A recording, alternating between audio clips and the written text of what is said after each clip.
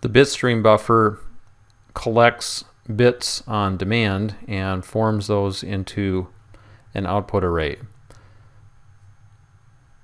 Now the Bitstream buffer is designed to operate within a for loop structure so it's doing point by point type processing. So I'm showing a single bit coming in, and I'm also showing a control here for save bit.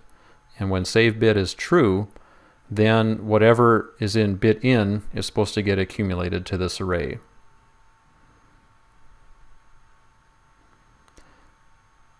I will use a case structure, and we'll have one of two options based on the value of save bit. One of those options, actually it's not index array, it is build array. One of those options then would be the general accumulate behavior, accumulating bits into the buffer.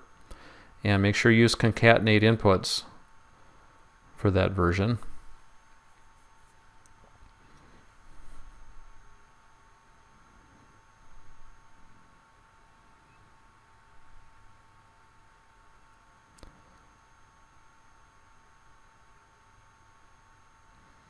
So we say take an existing array and then concatenate the most recent bit.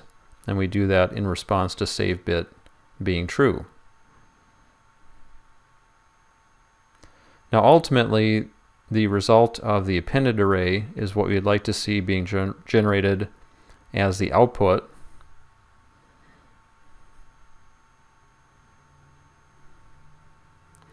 But also, that needs to be fed back around to the input of our build array. You see that the feedback node was already automatically generated as part of that feedback loop. Also, at the very beginning of execution, we need that array to be initialized to an empty array.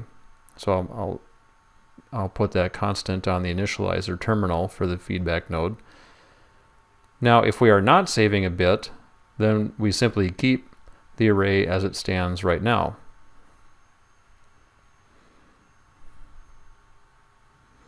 And I think this one's pretty close. You need to dress this up with an output indicator, and I think you're pretty much done.